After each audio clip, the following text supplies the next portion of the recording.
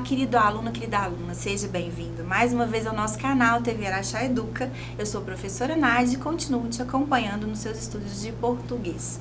Lembrando sempre que os nossos vídeos educativos são complementos para as aulas que você tem na sua escola com seu professor ou professora.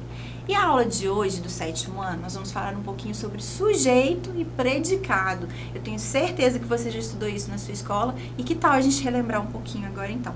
Mas antes, a gente vai entrar num gênero textual que é bastante interessante, que é a biografia. Você já leu alguma biografia? Você já escreveu alguma biografia? Você conhece essas celebridades aqui, essas pessoas famosas? Quem são eles? Bom, então a gente vai analisar uma biografia de um desses famosos e eu quero que você tente descobrir quem é. E quero que você preste atenção também nas partes que estão destacadas nesse texto, que mais adiante a gente vai analisar e vai falar um pouquinho de sujeito e predicado de acordo com essas partes que estão destacadas. Vamos lá. Então, biografia. Olha só, filho de 2 imigrantes judeus nascidos no antigo Império Otomano, seu pai, Alberto, era de uma região que hoje pertence à Grécia, enquanto sua mãe, Rebeca, era de uma cidade que atualmente fica na Turquia. Ele tinha 5 irmãos, mas era com Leon, seu irmão mais novo, que ele se dava melhor, e sempre arrumava um jeito de ir de graça às sessões de cinema na Cinelândia. Durante as eleições de 1946, então com 14 anos, viu um homem que vendia capinhas de plástico para guardar títulos de eleitor nas ruas do Rio de Janeiro, e teve seu primeiro gesto como empreendedor ao decidir fazer o mesmo. Com a repressão da polícia ao comércio ambulante, como a repressão da polícia ao comércio ambulante era grande, ele e Leon vendiam seus produtos na rua por apenas 45 minutos por dia, que era o tempo do almoço dos guardas. Olha só que espírito empreendedor, que esperteza, hein? Quem você acha que é? Qual dessas celebridades? Bom, vamos ler mais um pouquinho da biografia para que você adivinhe aí quem é. O potencial da voz dele logo chamou a atenção nas ruas do Rio e ele foi convidado para fazer um teste na Rádio Guanabara. Passou em primeiro lugar, superando nomes como Chico Anísio, mas logo voltou a trabalhar como ambulante, onde faturava mais. Aos 18 anos, ele foi convocado pelo Exército e passou a servir na escola de paraquedistas, onde chegou a realizar alguns saltos. Como a carreira de camelô era incompatível com a de militar, ele voltou a trabalhar em uma rádio em Niterói nos dias de folga, para ter uma renda extra. Para ir trabalhar em Niterói, o garoto pegava todos os dias a barca que cruza a Baía de Guanabara, e em uma das viagens ele teve a ideia de montar um serviço de alto-falantes no transporte, que até então era silencioso. Nos intervalos, entre uma música e outra, ele fazia propagandas de alguns produtos. A iniciativa fez tanto sucesso que algumas barcas passaram a contar com um bar e um bingo. Ao comprar uma bebida ou refrigerante, o consumidor ganhava uma cartela de bingo para concorrer a prêmios como jarras e quadros. A ideia veio dele, é claro. Olha só, muito criativo, não é mesmo? E aí, já adivinhou? Já sabe quem é? Vamos avançar um pouquinho mais. Aos 20 anos, o jovem decidiu tentar a vida em São Paulo, onde apresentava espetáculos e sorteios em caravanas de artistas. Nessa época, acabou se formando como técnico em contabilidade, mas decidiu seguir na carreira artística, conseguindo uma nova vaga como na Rádio Nacional de São Paulo. Para incrementar a renda, ele criou uma revista chamada Brincadeiras para Você, que trazia palavras cruzadas, passatempos e charadas, e era vendida por ele nos comércios da cidade. O talento para os negócios abriu as portas para o empreendimento que o transformaria em bilionário. Em 1958, seu amigo e radialista Manuel da Nóbrega estava com dificuldades para administrar uma empresa de venda de brinquedos a prazo. O baú da felicidade era um sistema de carnês em que o cliente pagava as prestações de uma caixa de brinquedos ao longo do ano e recebia os produtos na época do Natal. Nóbrega havia vendido muitos carnês, mas estava com dificuldades para entregar as mercadorias. Então pediu a ajuda desse amigo para resolver a situação antes de fechar a empresa. Acontece que o jovem viu no baú da felicidade uma grande oportunidade e assumiu o controle total da empresa. Era o início do que em 1962 viria a se tornar o grupo de um dos homens mais ricos do Brasil. Então, já tem alguma ideia de quem é essa biografia que nós lemos? Você conhece essa personalidade? É um cantor, Roberto Carlos, não é mesmo? E esse? Quem é esse? também é músico, instrumentista, cantor. Gilberto Gil também é político. E aqui o nosso grande empresário, apresentador, empreendedor, Silvio Santos. E é dele que nós estamos falando. Bom, mas vamos lá então. Silvio Santos, ele mesmo. Então, a biografia, esse texto que a gente acabou de analisar, que fala um pouquinho da vida do Silvio Santos, da história dele, é um tipo de texto que narra a história da vida de uma pessoa, a vida de alguém. Existe também a possibilidade de autobiografia, quando a pessoa própria escreve a sua biografia. Essa palavra biografia é composta por termos de origem grega, que é bio, que significa vida, e grafia, que significa escrita. As características desse gênero compreendem a narração, então um texto narrativo, narrado geralmente em terceira pessoa, tem uma ordem cronológica dos fatos, então começa ali no nascimento, né, à medida que a pessoa vai crescendo e vão tendo outros acontecimentos, outras conquistas, né, coisas que se destacam, elas vão sendo narradas na ordem cronológica. São relatos de fatos marcantes na vida dessa pessoa. Também apresenta o uso de pronomes pessoais e possessivos e uso de marcadores temporais, por exemplo, na infância, na adolescência, naquela época, etc. Agora vamos analisar os trechos que estavam destacados lá no texto. Olha só, ele tinha 5 irmãos, a carreira de camelô era incompatível com a de militar, o garoto pegava todos os dias a barca que cruza a Baía de Guanabara, seu amigo e radialista Manuel da Nóbrega estava com dificuldades para administrar uma empresa de venda de brinquedos a prazo. Bom, o que eu quero que você destaque nessas 4 frases? Eu quero que você destaque quem praticou a ação, certo? Quem praticou essa ação a gente chama de sujeito. A gente vai falar um pouquinho também da ação, então qual palavra que indica essa ação, que a gente chama de verbo, e o complemento da ação, que é o restante da frase. Então vamos analisar? Olha só, a primeira, ele tinha 5 irmãos. Então ele é o sujeito da frase, ele que tinha esses 5 irmãos. O verbo aqui é o verbo ter, e o restante da oração que complementa 5 irmãos.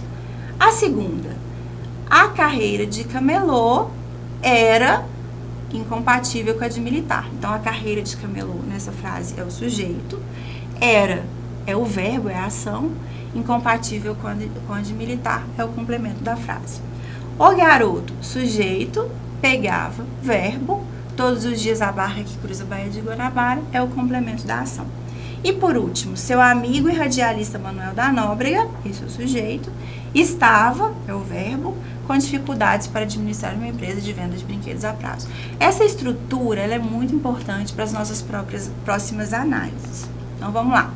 Primeiro, o sujeito ele pode ser classificado de acordo com o seu tipo. Pode ser um sujeito simples, composto, oculto, também chamado de desinencial. Ele pode ser determinado ou indeterminado e ainda ele pode ser inexistente, que a gente chama também de oração sem sujeito. Mas vamos analisar isso mais a fundo. O sujeito simples é quando eu tenho o verbo principal de uma frase e esse sujeito ele é representado por um único núcleo. Por exemplo, Paulo comprou uma bicicleta, então um núcleo só. Os meninos estão brincando no quintal. Olha só, os meninos, apesar de dar uma ideia de plural, eu tenho um único núcleo. Então, quando eu tenho orações que apresentam um único núcleo, o sujeito é simples. Sujeito composto. Bom, como o próprio nome diz, ele é composto, então eu tenho mais de um núcleo.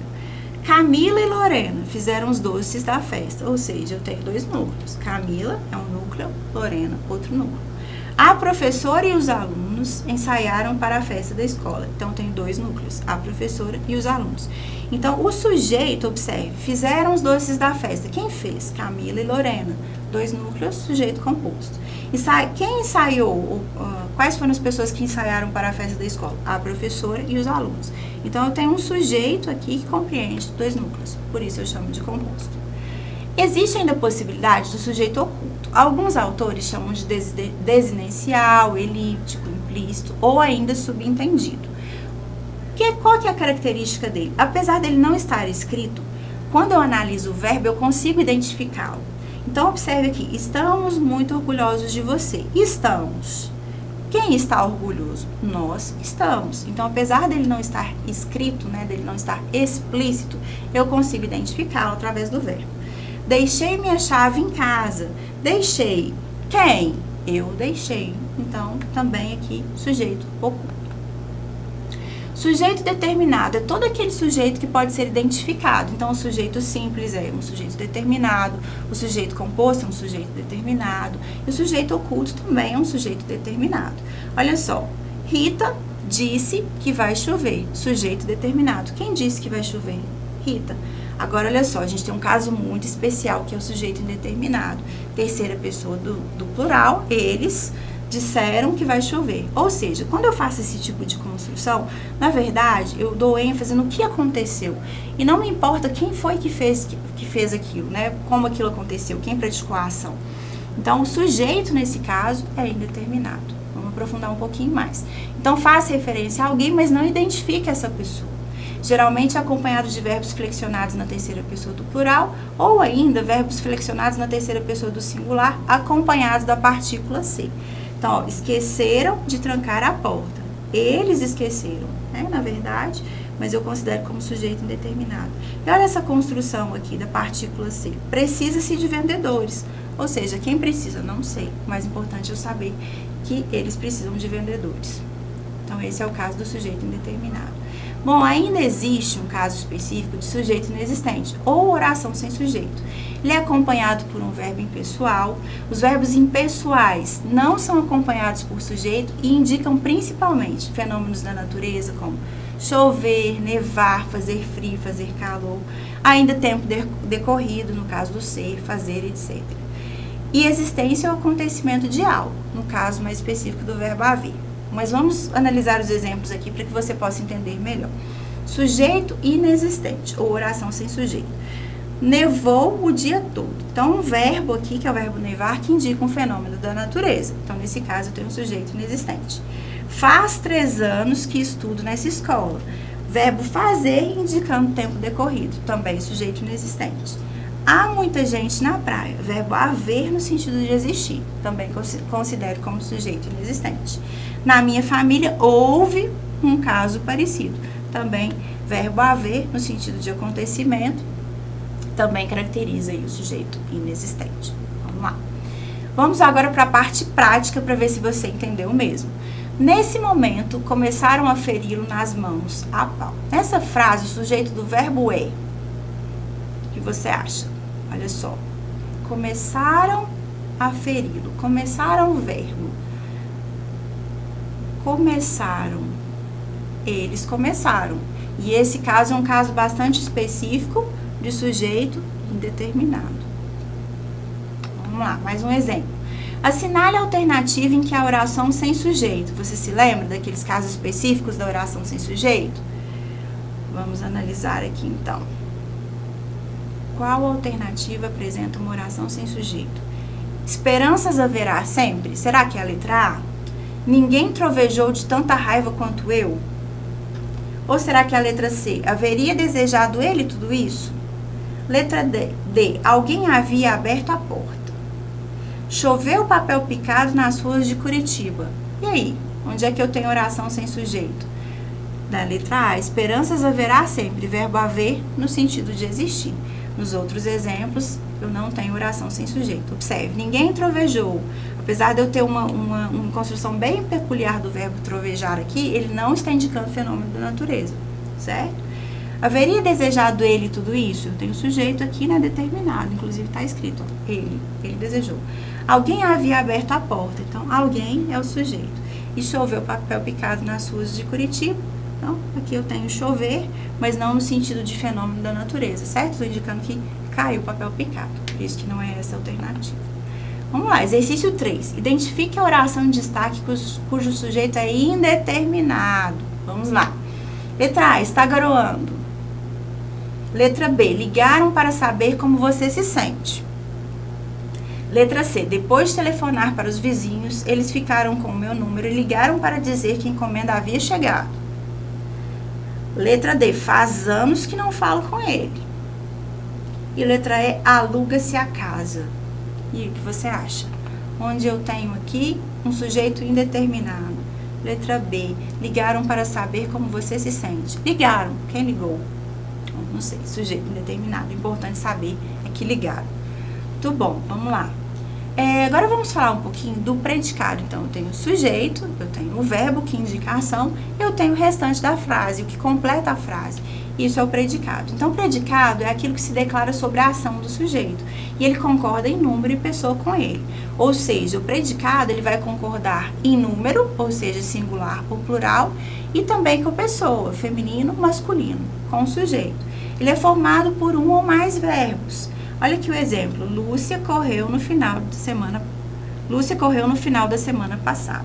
Certo? Então, tem Lúcia sujeito, correu é o verbo, no final da semana passada é o predicado da frase. Bom, vamos lá. Esses predicados, eles também podem ser classificados de acordo com a sua construção. Ele pode ser verbal, ele pode ser nominal ou ainda verbo nominal. Bom, como assim? Vamos revisar. Predicado verbal, como o próprio nome diz, verbal vem de verbo, ele indica uma ação. Ele é construído por um núcleo que é o verbo nocional, ou seja, esse verbo que indica a ação. Nesse caso, apresenta a presença de predicativo do sujeito. Então, observe aqui, nós caminhamos muito hoje. Então, núcleo, né, nós, verbo, caminhamos. Cheguei hoje de viagem. Então, cheguei. Quem chegou? Eu cheguei. O sujeito está oculto, mas eu consigo determinar. O cliente perdeu os documentos. Então, o cliente é o sujeito, perdeu os documentos é o predicado e o núcleo desse predicado perdeu. Certo? Então, o núcleo do predicado vai ser sempre o verbo principal. Então, aqui nós temos o predicado verbal. E o predicado nominal? Ele vai indicar o estado ou qualidade e ele é constituído por um verbo de ligação. Então, ser, estar, permanecer, ficar. E o predicativo do sujeito vai complementar esse sujeito e vai atribuir uma qualidade. Há somente um núcleo caracterizado por um nome, que pode ser um substantivo ou um adjetivo. Vamos analisar aqui. Alain está feliz. Olha só, sujeito Alain, está feliz é o predicado, está é um verbo de ligação, feliz eu tenho um adjetivo. Então, isso caracteriza um predicado nominal. Memorize isso, é importante saber que ele é composto por um verbo de ligação. Fiquei exausta. Olha só, fiquei exausta. Núcleo, exausta. E ele continua atencioso comigo. Ele, sujeito, continua verbo, atencioso, eu tenho aqui, então, um adjetivo, comigo. Então, esse é o predicado nominal. Aqui continua também como verbo de ligação. Ficar também como verbo de ligação. Bom, vamos lá. Predicado verbo nominal. Então, ele é uma mistura do predicado verbal com o nominal. Como assim? Ao mesmo tempo em que indica uma ação do sujeito, esse tipo de predicado informa sua qualidade ou estado. E ele é constituído por dois nomes. É o nome e o verbo. Nesse caso, a presença de predicativo do sujeito ou predicativo do objeto. Então, ele vai complementar o objeto, que pode ser direto ou indireto, atribuindo-lhe características. Vamos ver os exemplos. Suzana chegou cansada. Olha só, eu tenho aqui o sujeito, que é Suzana, eu tenho o verbo de ação, que é o chegar, e eu ainda tenho uma qualidade, que é cansada. Observe que esse verbo aqui não é de ligação, é um verbo de ação. Terminaram satisfeitos o trabalho. Então, aqui eu tenho o sujeito indeterminado, porque o verbo é terminaram, e eu tenho o verbo que é um verbo de ação, não é um verbo de ligação, e ainda tem uma qualidade aqui, ó, um adjetivo, satisfeitos. Considerou a caminhada desagradável. Ele considerou, o sujeito é determinado, mas é oculto, a caminhada desagradável. Então, considerar é um verbo de ação e desagradável ainda é uma característica, um adjetivo. Então, esses são predicados aí, verbos nominais. Bom, então vamos retomar para a gente finalizar a aula de hoje. Nós falamos um pouquinho da biografia, nós falamos do sujeito, dos predicados, identificamos e classificamos esses sujeitos e predicados. E para finalizar a aula, eu tenho um desafio para você. Lembra que nós falamos da biografia? E a biografia que a gente analisou era a biografia do Silvio Santos. Que tal você pesquisar um pouquinho sobre a biografia do Roberto Carlos, do Gilberto Gil, e escrever uma biografia de uma pessoa, de um desses ou de uma pessoa que você admira, ou a sua própria autobiografia? Que tal você tentar? Eu acho que é uma proposta bem bacana, não é mesmo? Bom, então essa foi mais uma videoaula de língua portuguesa para o 7º ano. Espero que você tenha gostado e até a próxima aula.